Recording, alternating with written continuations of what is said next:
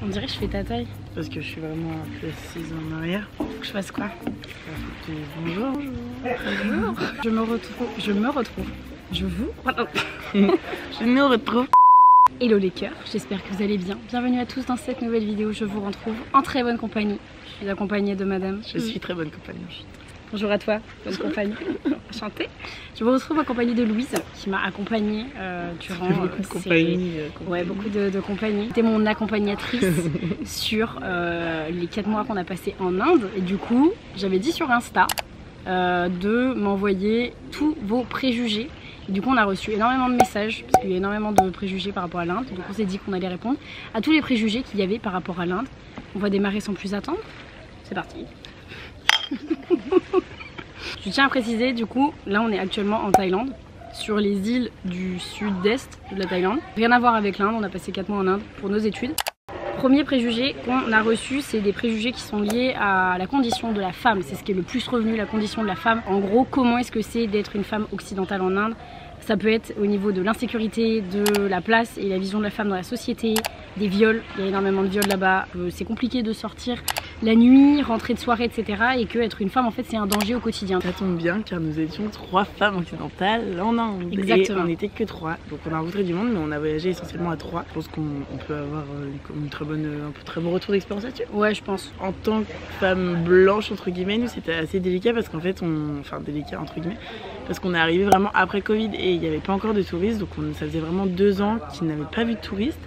Donc nous on était vus comme des touristes, donc ils étaient trop contents de nous voir, mais donc on était encore plus, je pense, regardés qu'en temps normal. C'est pas le pays féministe au monde, c'est ça, on se le dire. Mais en même temps, il y a toujours ce truc un peu de respecter la mère dans la famille qui a quand même une place très importante, même si elle reste mère au foyer, mais qui a une place très importante. On a essayé au max de se fondre dans la masse, je pense, tu vois, les femmes elles cachaient leur corps, nous on essayait de suivre ça, de pas montrer nos épaules, de pas montrer nos jambes. Et puis même en ayant discuté avec aussi des Indiens, ils nous ont dit qu'en fait les hommes en général en Inde regardent beaucoup les femmes, qu'elles soient indiennes ou étrangères. C'est seulement des regards, donc en soi au début c'est un peu difficile de s'habituer. Surtout qu'avec Daph on est vraiment resté 10 jours enfermés avec notre super quarantaine et son super Covid. Du coup on est vraiment sortis de là, déjà on s'est pris un peu une bouffée de monde et de pollution et de chaleur, plus les regards des hommes et des femmes, c'était les deux. Après on s'est vraiment bien habitué et juste tu fais ta vie et ils viennent pas t'embêter, juste ils te regardent, à la limite ils disent bonjour ça va et puis basta genre. Je pense qu'il y a quand même des choses qui sont réelles. Le fait que la femme n'est pas non plus pas la place la plus incroyable dans la société indienne, mais globalement j'ai pas eu l'impression, enfin on n'a pas senti d'insécurité en tant que femme, alors qu'au début on était toutes les deux, après on a été toutes les 3 avec Agathe pendant 4 mois. Étant donné qu'on a rencontré pas mal d'Indiens de notre classe, de notre école, on nous disait un peu quand même où sortir et où ne pas sortir. Limite on venait moins nous voir en tant que filles que les gars, enfin Paul et Mathis, on venait beaucoup plus les voir dans la rue, alors que nous on venait pas nous parler en fait, on laissait juste faire notre vie. Ça nous amène au deuxième préjugé qui est la pauvreté. J'ai eu beaucoup de messages sur Insta qui ont dit mais la pauvreté ça devait être vraiment un choc culturel, il y a des bidonvilles partout, il y a même des gens qui pensent qu'en Inde il y a un continent de plastique. Cette pauvreté ça amène à une destination qui est totalement bouleversante. On peut même y voir des morts dans la rue. Qu'est-ce qu'on répond à ça? Je pense qu'il y a une grosse part de vrai. Il y a énormément de pauvreté en Inde, mais pas de là non plus à voir des morts dans la rue. Je sais pas ce que t'en penses. En fait, ça, je pense que c'est des clichés qui ont été vrais. Mais il y a quelques années, en fait, là, c'était quand même un pays qui évolue très rapidement, un pays qui est en développement. Et ils savent qu'aussi, eux, pour leur image un peu commerciale, économique, il faut qu'ils fassent des efforts là-dessus. Donc, c'est comme le cliché qui n'était pas un cliché il y a quelques années, des gens qui déféquaient dans la rue. Ça n'arrive plus. Il y a des toilettes publiques partout. La saleté est là. Les gens sont super propres. C'est vraiment hyper paradoxal parce que c'était hyper sale dans la rue, donc il y a des déchets partout, vraiment partout. Mais les gens sont super propres, même les gens qui vivent dans la rue ont les mains mais clean, enfin ils sont bien plus propres que les gens qui vivent dans la rue en France. C'est hyper à cheval sur l'hygiène parce que déjà ils mangent avec les mains des trucs des machins, donc ils vont pas toucher de la merde toute la journée. Après non, c'est pas vrai du coup qu'il y a un continent de plastique en Inde. Le continent de plastique, il y a un continent de plastique qui existe dans le monde mais il n'est pas situé en Inde. Et oui, on a eu on a vu des bidonvilles quand on est arrivé à Mumbai. Il y a un des plus grands bidonvilles du monde Et on l'a vu vraiment en arrivant là-bas, donc ça c'est réel. T'as l'impression, quand tu penses à l'Inde, j'ai reçu des messages, t'as vraiment l'impression que tu marches sur des corps dans la rue parce que les gens sont pauvres et meurent de faim et tout. Après ça, il y a eu ça aussi beaucoup pendant la période de Covid parce qu'ils n'avaient pas assez de capacité dans les hôpitaux. Donc non, on n'a pas vu de corps dans la rue, on a vu un pigeon mort à tout casser, mais c'est tout. Et c'est un pays qui est tellement inégal, enfin il y a tellement d'inégalités. Et après c'est vrai que nous on avait quand même un voyage assez doré parce que on avait les gens qu'on a rencontrés étaient des gens très éduqués et très... Ouais, je pense qu'on a fait les bonnes rencontres. Donc c'est sûr qu'on est sortis dans des endroits vraiment très chics, très machin. Comme on parlait des sorties tout à l'heure en tant que femme, bah nous on sortait dans des endroits où il n'y avait aucun problème de mettre des shorts, de mettre des petits débardeurs, de mettre des talons. Et même après, les indiennes elles-mêmes. Hein. Ouais, bien sûr. Ça nous fait mal au cœur quand on voit les enfants, les trucs, les mamans ou les petites filles qui ont 12 ans, qui ont un enfant dans les bras et qui viennent te demander de l'argent.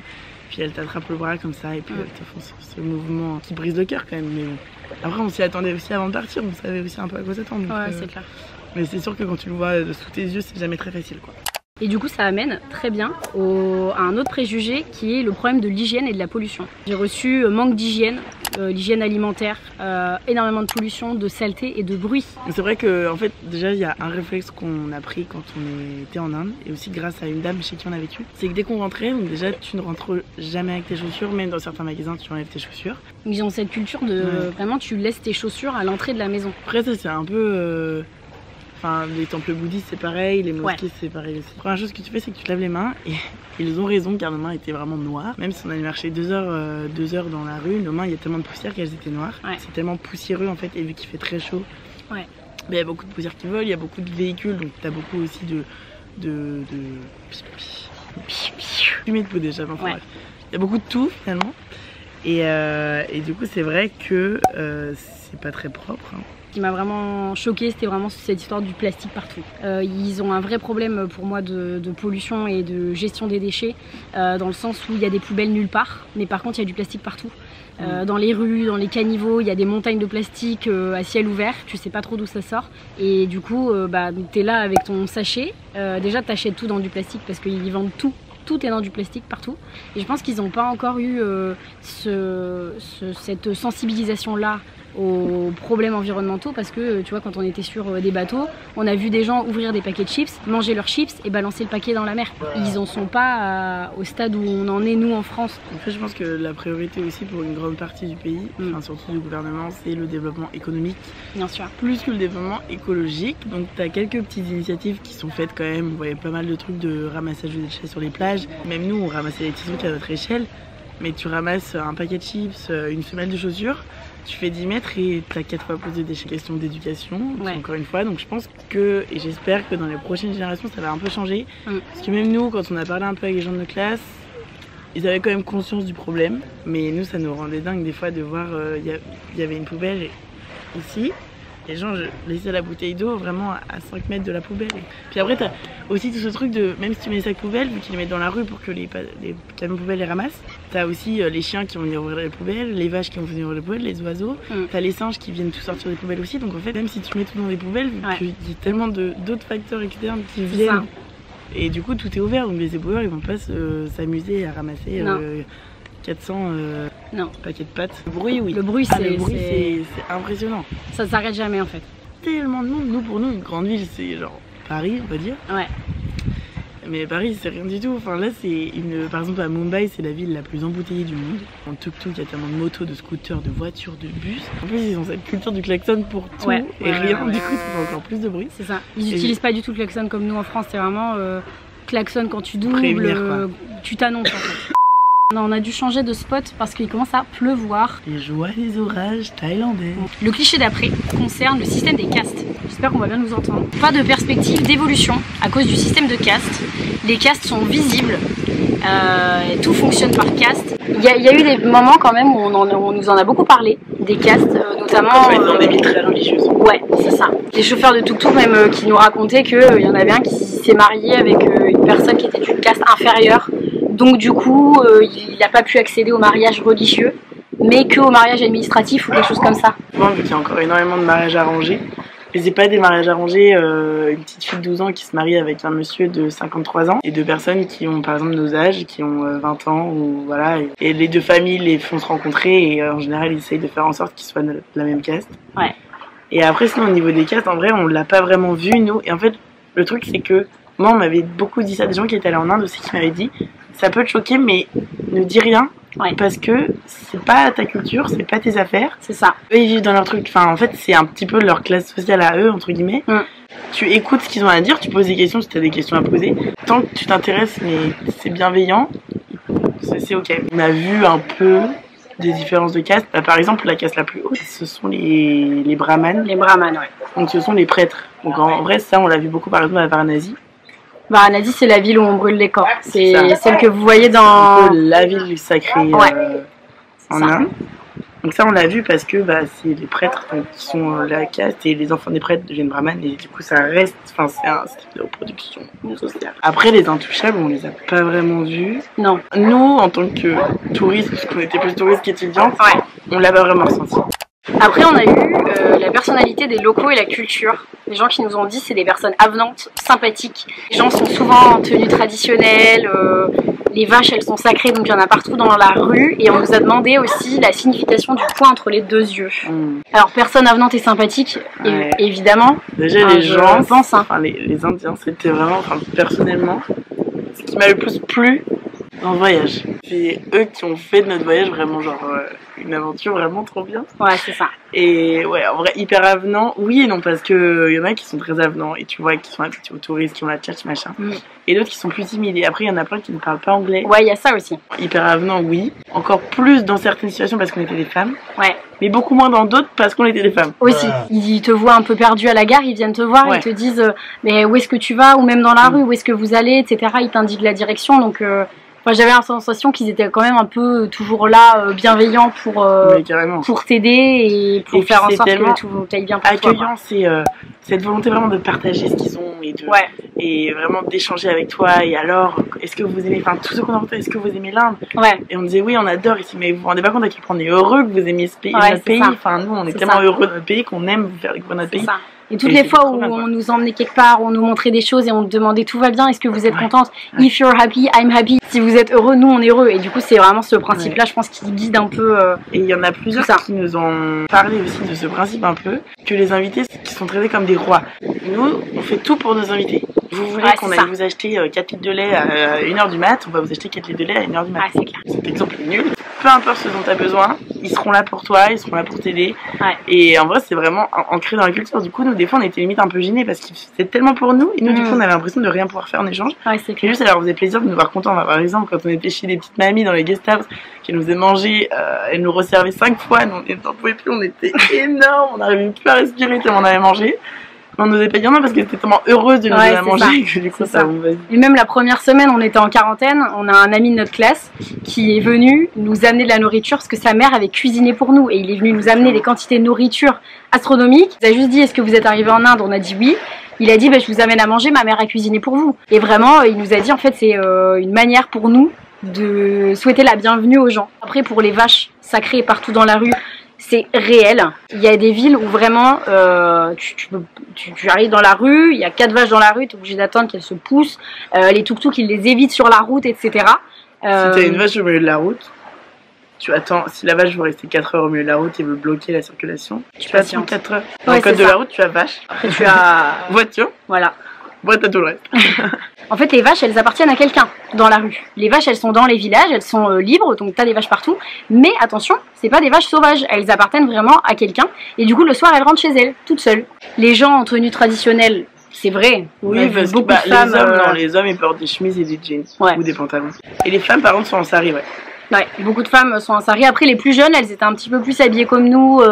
Avec des pantalons et des t-shirts. Mais sinon les femmes sont globalement en tenue traditionnelle. C'est ce qui rend aussi le pays magnifique parce que du coup c'est tellement coloré. Il y a des couleurs partout. Et les saris, plein de fois on disait mais regarde son sari, il est trop beau. Et souvent les saris elles sont sur les scooters avec des saris qui font 7 mètres de long. Le bindi, le petit point de couleur plus ou moins rouge que les gens ont ici. En vrai, j'ai pas trop envie moi de m'étaler là-dessus parce que j'avoue que j'ai pas tout. On n'a pas toutes les connaissances pour dire ça, mais en gros, le bindi, on a vu majoritairement de femmes qui l'avaient. Pas mal d'hommes aussi quand même. On a vu des hommes, mais j'ai trouvé que c'était beaucoup les femmes et en fait elles l'ont en la couleur donne un statut marital. Si t'as un point rouge foncé, c'est que t'es marié, je crois. Et si t'as un point qui est plus clair, c'est que t'es célibataire, il me semble. Non, parce que tu peux avoir un point noir et être célibataire aussi.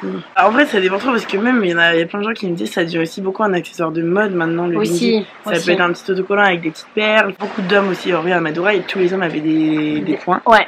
En gros, quand ils vont au temple ou le matin quand ils font leur prière, ils ont des petites poudres qui sont composées de petits trucs végétaux, des poudres végétales. Ouais. Et en gros, ils en mettent et c'est un signe aussi un peu genre de bénédiction. Ouais. Et les femmes, elles en mettent à la racine des cheveux ici aussi. Aussi, ouais. Le préjugé d'après, c'est la vie ne coûte pas cher. Donc on nous a demandé le coût de la vie, donc qui est peu cher comparé à la France. Il y a des attrapes touristes partout, donc il faut tout le temps négocier, laisser des pourboires partout. Et on nous a demandé notre budget pour une semaine.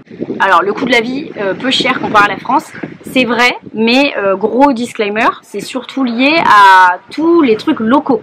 À partir du moment où ça touche à l'immobilier, où tu vas manger des trucs français, où tu vas manger une pizza, etc., c'est quand même beaucoup plus cher que quand tu vas juste dans la rue prendre de la street food. Et en fait, nous on est allé beaucoup dans des Airbnb parce que du coup on avait cours à distance, donc on avait besoin de pouvoir avoir accès à internet, d'être posé, etc. Et on a quand même laissé des gros billets sur les villes Mumbai, Delhi, on a quand même oui, mais payé, ça c'est différent parce que Mumbai c'est la ville qui coûte le plus cher en immobilier en Inde. Ouais, mais c'était... Et ça on savait aussi avant de venir, et on nous disait, et c'est presque impossible de se loger à Mumbai parce que même pour les Indiens c'est super cher. Ouais. C'est-à-dire que nous, pour notre première semaine de quarantaine, on avait un appart. C'était hyper grand, c'était quoi, 30 mètres carrés? Ouais, je pense. On a payé 300 € pour 2 semaines. Ouais. Un pays où la vie coûte si peu cher, payer des trucs comme ça, c'est énorme. Après, à Delhi aussi, on payait plus cher. Delhi, c'est la capitale, donc c'est comme partout. Ouais.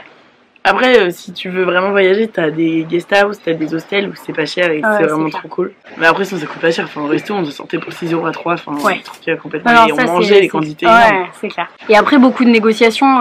Je pense qu'on a compris au bout d'un moment, mais plus vers la fin du voyage, que en fait tout pouvait être négocié et qu'effectivement ils gonflaient les prix quand ils nous voyaient. Enfin, quand on a vu des taxis qui nous demandaient 2 fois ou 3 fois le prix de ce qu'on voyait sur Uber. Et effectivement, par contre, il faut laisser des pourboires partout. La coutume veut qu'on laisse à peu près, normalement, 10% de la note en pourboire. Nous, j'avoue qu'on l'a pas fait tout le temps et partout. Au début, on l'a beaucoup fait. Ouais. On laissait tout le temps les pourboires, pas forcément 10%, mais on laissait des pourboires. Ouais. Puis à la fin, les budgets sont un petit peu tendus. Il vaut mieux se balader en tuk-tuk qu'en taxi. Ouais. Sauf la nuit, et encore, ça dépend où on est. Mais la nuit, voilà, c'est toujours. Enfin, nous, on prenait des Uber, comme ça, on disait que c'était safe, on était tracés sur les applications et tout. Budget pour une semaine, c'est pas facile à dire, parce qu'on payait énormément de trucs en cash. On avait des visites qui nous coûtaient un peu plus cher, ou des villes qui nous coûtaient plus cher. Ouais, au niveau des visites, bon, on a payé le Taj Mahal forcément, mais après, tu rentres dans des temples, etc. Pas grand chose, quoi. Non, c'est clair. Ça a pu être entre 100. 150 peut-être 100 et 200 €. Ouais, entre 100 et 200 €, je pense. On mange, on se loge, et plus, enfin, si vous faites plus ou moins de visites, si on bougeait, si on prenait des trains, etc. Enfin, ça dépendait un petit peu. Voilà, si on sortait. De la fête, les budgets montaient très haut. On nous a demandé quelles étaient nos idées préconçues avant de partir. Les conditions de la femme, pauvreté, pollution, enfin un petit peu tout ce qui a été dit, je pense. J'avais pas autant de préjugés que je m'étais un tout petit peu renseignée avant. J'ai pas mal parlé avec des gens qui sont partis, dont même mes parents qui sont partis en Inde. Et moi j'avais beaucoup d'appréhension par rapport à la pauvreté parce que j'avoue que c'est quelque chose qui me fait très mal au cœur et que je sais pas trop dire non aux gens. Donc et ouais, conditions de la femme aussi, j'avais un peu peur, mais après je me dis, nous en soi, il peut un peu rien nous enfin, on a tout voyagé dans notre vie, on sait comment faire attention, on sait qu'il faut toujours être un peu aware de tout ce qui se passe autour de toi. C'est pas senti une seule fois pas en sécurité, et je pense qu'on se sent moins en sécurité limite en Amérique du Sud, tu vois. Ouais, peut-être. Tu vois plus les armes, le truc, le machin, là il y a pas d'armes. Ouais, c'est vraiment. Les flics, on sait même pas que c'est des flics, voilà. Après, on nous a demandé quelles sont les choses qui vous ont plus choqué. Pour moi, c'était vraiment la pollution. Enfin, moi qui essaie de faire vachement d'efforts par rapport à mon empreinte carbone, voir tout ce plastique partout, le fait qu'il n'y ait pas de poubelle, et c'est vraiment, en fait, c'est pas que le plastique, mais c'est aussi de la nourriture. La nourriture a même le sol, et du coup, ça sent mauvais, et t'as les animaux qui sont dedans, mélangés au plastique, l'indifférence aussi des gens vis-à-vis de ça, mais comme on l'a dit, je pense que c'est dans la culture et dans les mœurs, et ils en sont pas encore là. Un cliché que j'avais de ouf avant de partir, par contre ça c'est vrai, c'est les odeurs, j'appréhendais de ouf les odeurs. Parce qu'on m'avait dit mais ça pue dans les rues, et je suis hyper sensible aux odeurs, je me suis dit mais quoi, je vais vomir à tous les coins de rue tellement ça a pué. Et franchement ça pue pas. Non, les endroits où tu passes, c'est des marchés de poissons. Ouais. Ça sent fort le poisson. Le plastique, pareil. Ouais. Les montagnes de plastique qu'on a pu voir et les animaux surtout dans le plastique. Et même les vaches qui sont dites sacrées. Les chiens, les vaches, les singes, les oiseaux. Manger vraiment le plastique. Les chiens qui mangeaient les sacs plastiques. Les enfants dans la rue en vrai. Même si je m'y attendais et que je l'avais déjà vu dans d'autres pays. Ça m'a quand même... Ça c'est pas... fait bien mal au cœur. Ah ouais, c'est clair. Et au début aussi un peu ce truc de classe sociale et de caste. Un jour, on était dans un Airbnb chez nos papy et mamie. Ouais, on a rencontré un couple de personnes âgées et on est resté pas mal de temps chez eux. Il y avait une dame qui venait faire le ménage tous les jours. Et cette dame, en fait, un jour, on est venu dans la cuisine avec Daph et on l'a trouvée à manger par terre. Enfin voilà, elle était assise par terre. Et en fait, le couple chez qui on était nous a dit ah bah regardez, en fait, ils voulaient nous montrer ce qu'elle mangeait parce qu'on parlait de bouffe indienne et tout. Et du coup, et avec Daph, on l'a vu manger assise par terre et eux manger sur la table. Du coup, ça nous a fait trop bizarre. Mais pour eux, c'est normal parce que t'as ce truc de moi, je suis celui qui la paye. Donc du coup, je suis celui qui fournit la nourriture et elle, comme elle est entre guillemets inférieure à moi, elle est assise par terre et c'est son rang qui veut qu'elle mange par terre. Mais c'était pas malveillant. Non, c'était pas malveillant. Il te dit regarde, regarde, et là t'as la dame qui est par terre et qui est en train de manger avec ses mains et qui te regarde et toi tu fais ah. Ils ont tellement leur équilibre là-dedans. Oui, c'est ça. Et c'est pas malveillant. Encore une fois, c'est pas la maid du coup, elle parle avec eux normalement. Enfin, il y a pas. Oui, c'est ça. Il y a pas de trucs vraiment méchants ou mauvais entre eux. C'est vraiment, ils ont un équilibre comme ça. Et la dernière question, c'est si on devait retenir une chose de ce voyage. Moi, vraiment, le truc que je retiendrai, c'est plus la douceur de vivre en fait. Cette façon qu'ils ont les Indiens de vivre, de se prendre la tête pour rien, de râler sur rien, parce qu'en fait, tu peux pas agir dessus. Si ton train il est en retard de 3 heures, en fait, à l'arrivée, de toute façon, tu peux pas agir dessus. S'il part avec 1h30 de retard, nous, notre dernier train, il est parti, on est arrivé à la gare. On nous a dit, le train, il a 2 heures de retard. Je pense qu'on te dit ça à Paris, tout le monde pète un câble, va voir le guichet, chope le contrôleur et pète un plomb contre la SNCF. Une espèce de douceur de vivre en fait. Enfin, ça te fait penser que il y a plus grave en fait. C'est pas grave. Enfin, personne n'est mort, il n'y a rien qui presse. Voilà. Au pire, et puis en plus pour nous, on n'avait rien à faire. Au pire, on était en retard à notre cours et encore. Moi, je retiendrai, je pense, encore une fois, les gens, les Indiens. Parce que cette bienveillance, cette bonté, ce truc de... Tu leur fais juste un sourire et tu leur dis bonjour et ils te donnent 1000 fois plus et ils attendent rien en retour. Et je sais pas, je trouve que c'est vraiment un mood... je sais pas, c'est une bienveillance qui est absolument incroyable et je pense que chacun de nous devrait en mettre un petit peu plus dans son quotidien et on se porterait tous bien mieux. Et après, un dernier truc, c'est vraiment la beauté du pays. Les paysages, les monuments, tout ce qu'on a pu voir, je pense que vraiment c'est vraiment le pays aux 1000 couleurs, le pays le plus coloré du monde, c'est vrai. C'est magnifique. Parce que déjà, même juste leurs couleurs de peau sont hyper différentes d'une région à l'autre. Leurs traits sont hyper différents d'une région à l'autre. Et surtout, toutes les couleurs des épices, des fruits, des légumes, les saris, des saris, les temples qui sont hyper colorés, qui sont magnifiques. C'est le mot, c'est waouh. C'est ce qu'on retiendra de ce voyage, c'est waouh. Si vous voulez plus d'informations, venez sur nos Instagram. Exactement, venez ou posez des questions dans les commentaires. S'il vous reste des questions, posez des questions et on y répondra avec grand plaisir. Mais j'espère au moins que ça aura pu casser des trucs. Puis si vous avez l'occasion une fois dans votre vie d'aller en Inde, allez-y. Alors prenez 2 semaines minimum parce que sinon vous n'aurez jamais le temps de tout faire. Ouais, c'est compliqué parce que c'est un énorme pays et il faut vraiment du temps pour tout faire. Des distances qui sont énormes. En plus d'être un voyage, c'est vraiment une expérience de vie, je pense. Et moi, personnellement, c'était genre le plus beau voyage que j'ai fait. Ouais, moi aussi. Le plus appris. Et j'ai fait plein de voyages, même pas forcément de tourisme et tout, juste vivre un peu à l'étranger, tout ça, mais vraiment l'Inde c'était je pense que c'est une des plus belles choses qui m'est arrivée dans ma vie. Et je suis hyper reconnaissante. Je pense que c'est un endroit où il faut aller pour te prendre un peu la claque de ta vie. Et tout le monde devrait faire un tour là-bas. Des gens un peu fragiles ou pas très bien mentalement et tout, je sais pas si c'est la meilleure destination non plus. Non, je pense qu'il faut peut-être pas y aller trop jeune, peut-être pas y aller seul. Pourquoi pas Après, ouais. Enfin, tu vois, ça dépend. Seul, en vrai, tu peux. Oui, tu peux, mais nous on était déjà un peu. Je veux dire, on n'a pas 17 ans non plus, tu vois, de te retrouver dans un pays où tu as une culture qui est vraiment totalement éloignée de la nôtre. Et tu peux te prendre, enfin, tu as des gens qui tombent dans un peu des extrêmes en allant en Inde. Et c'est pas mal du coup d'être. Enfin, moi j'ai aimé le fait d'être à plusieurs pour pouvoir partager par rapport à tout ce qu'on voyait, bien sûr. À tout ce qui était dur, parce que on a vu des trucs qui étaient durs. Donc, moi je suis contente de ne pas l'avoir fait seule. Parce que je pense que seul ça aurait été bien plus dur. Ouais, moi aussi. Écoutez, je pense qu'on a fait le tour. On vous fait des gros bisous. C'est sûrement une des dernières fois que vous me verrez sur cette chaîne YouTube. Si jamais vous voulez revoir ou voir les vlogs en Inde, ils sont tous dispo sur la chaîne. Et puis on vous embrasse. Namasté. Puis namasté. Exactement. La daronne, tu es partie en namasté.